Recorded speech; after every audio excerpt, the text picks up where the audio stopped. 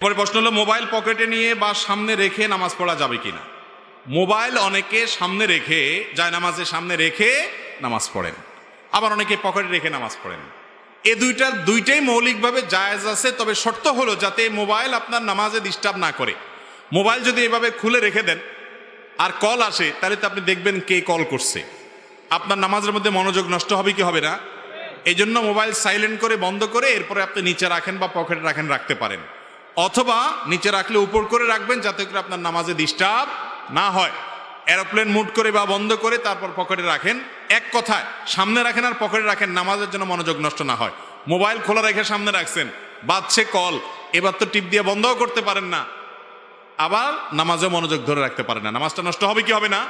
অতএব মোবাইল যাতে নামাজ নষ্টের কারণ না হয় সেই জন্য আপনাকে ব্যবস্থা গ্রহণ করতে হবে।